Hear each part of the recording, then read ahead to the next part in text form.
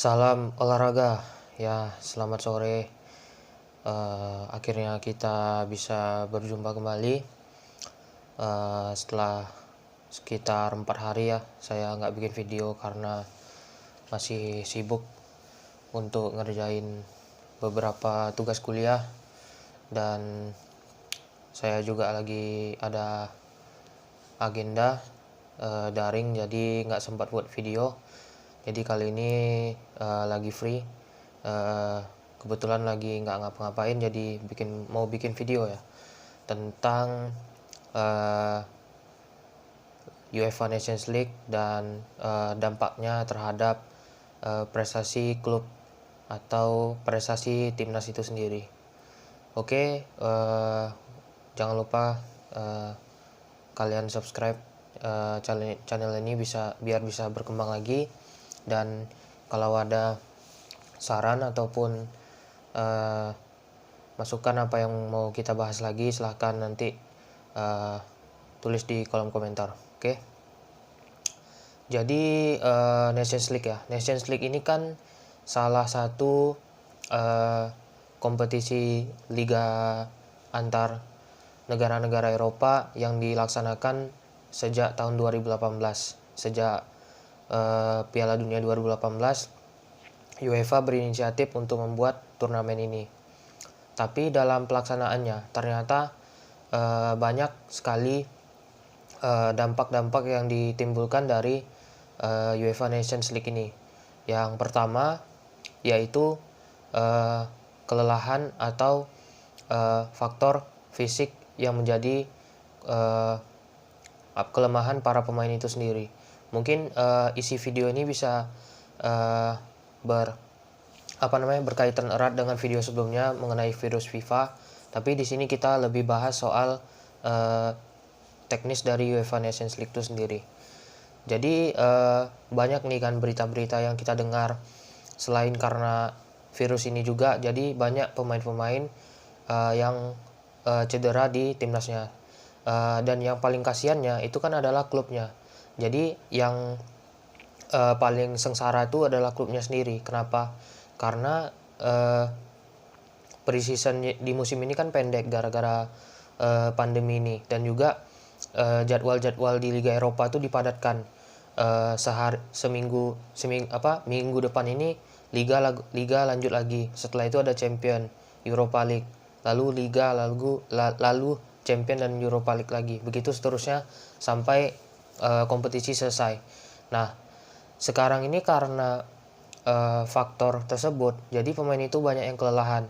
Di video sebelumnya udah saya bahas, pemain itu harus bisa menjaga fisiknya. Nah, dan terbukti dari hasil beberapa pertandingan Nations League tadi malam, itu kan banyak kita lihat pemain-pemain yang cedera, seperti Robertson di timnas Skotlandia, ada Henderson di timnas Inggris, dan beberapa kasus-kasus lainnya. Nah, yang paling dirugikan itu kan klubnya sendiri.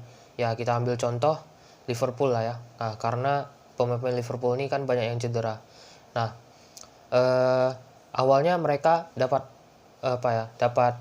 bencana lah. Van Dijk cedera, lalu Fabinho cedera, lalu lawan City kemarin Alexander Arnold cedera, lalu di UEFA Nations League ini Robertson, Henderson itu cedera, tambah lagi Salah kena COVID. Nah, jadi kan praktis Jurgen Klopp ini pusing. Nah, sekarang ini kan yang bisa dilakukan Jurgen Klopp hanyalah ia harus bisa memutar otak agar lini belakang Liverpool itu diharapkan kembali bugar.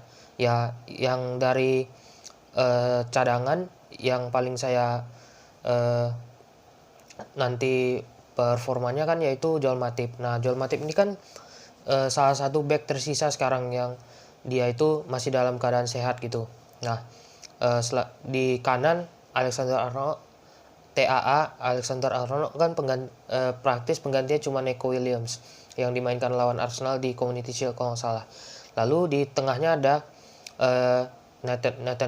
Nathaniel Phillips, tapi kan ini pemain jam terbangnya masih sedikit lah ya. Nah, makanya itu sekarang ini Jurgen Klopp pun harus bisa muter otak lah. Karena selain pemain-pemainnya banyak yang cedera, banyak juga pemain lain yang terkena virus gitu. Nah, apa dampak positif ya, dampak positif dari adanya UEFA Nations League nih? Kenapa orang pro terhadap adanya UEFA Nations League? Ya, di samping UEFA Nations League ini adalah kompetisi. Kompetisi ini kan bisa menaikkan sponsor, bisa menaikkan pamor benua apa di Eropa sendiri, contohnya di Nations League. Nah, banyaknya kompetisi kan pemain tuh makin tertantang untuk memenangi gelar. Nah, dari tantangan tersebut pemain itu bisa memberikan yang terbaik buat timnasnya. Nah, selain itu apa dampak positif dari Nations League?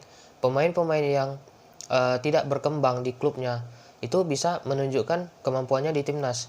Kita ambil contoh di Liverpool ada Shaqiri. Shaqiri ini kan pemain timnas Swiss kan. Dia jarang dikasih kesempatan sama Klopp. Tapi di timnas Swiss dia kan selalu jadi andalan. Nah, di situ dia bisa meningkatkan performa terbaiknya. Lalu kita contohkan ada Braithwaite. Nah, Braithwaite ya. Braithwaite kan di Barcelona jarang nih jadi dijadikan starter. Nah, di timnas Denmark dia tuh bisa menjadi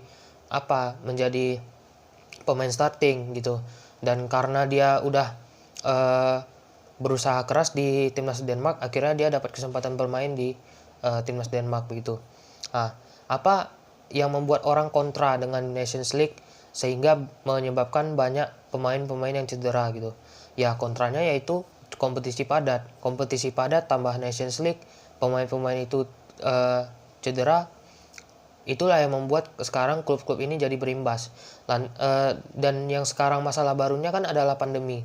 Nah, sekarang ini protokol kesehatan UEFA itu kan sangat ketat.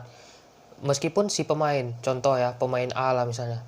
Pemain A itu berkontak dengan pemain B. Pemain A ini positif COVID misalnya. Pemain B tidak positif, yaitu negatif COVID. Tapi dia kembali ke negara asalnya, itu dia harus menjalani karantina mandiri. Nah, makanya pemain tadi di berita saya baca kayak Martin Odegaard itu kan dia ada satu pemain timnas Norwegia yang positif COVID dan kebetulan ada Odegaard di situ. Nah, karena Odegaard ini berkontak dengan pemain itu, tapi hasil tes swabnya menunjukkan hasil negatif. Tetapi Odegaard pada saat dia kembali lagi ke Madrid, dia tuh harus bisa mematuhi protokol kesehatan. Nah, itulah yang disayangkan sekarang oleh klub-klub pemilik si pemain gitu. Nah, kira-kira apa kedepannya terobosan UEFA? Apakah setelah Piala Eropa 2020 yang ditunda ke tahun depan, apakah UEFA Nations League tetap diadakan? Ya, tergantung dari UEFA sendiri. Sekarang ini kan gimana ya? UEFA itu kan badan sepak bola Eropa, FIFA itu badan sepak bola dunia. Nah, kedua badan sepak bola ini lagi berpacu.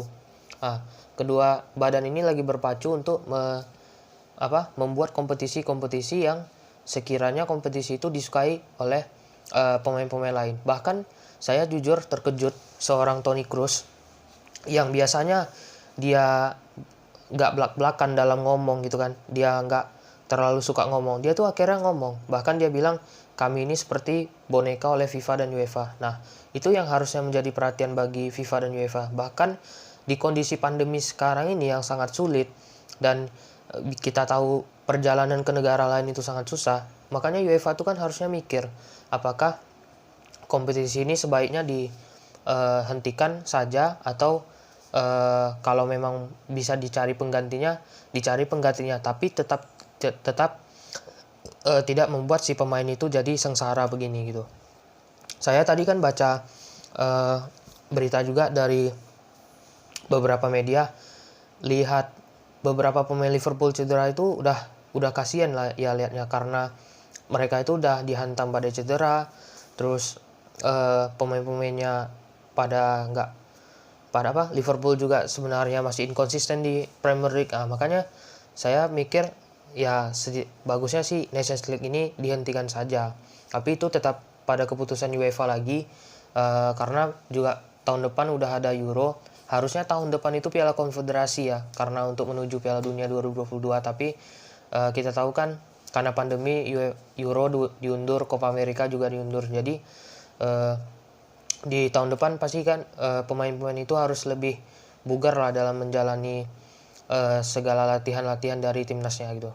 Nah, kenapa sebelumnya saya mau bahas tentang Nations League ini?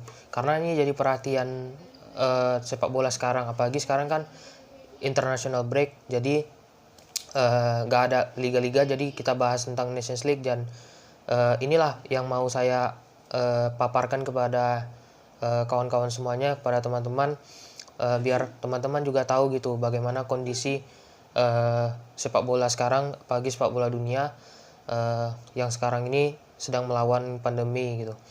Nah, untuk next time ntar kita lihat lagi lah pertandingan yang seru.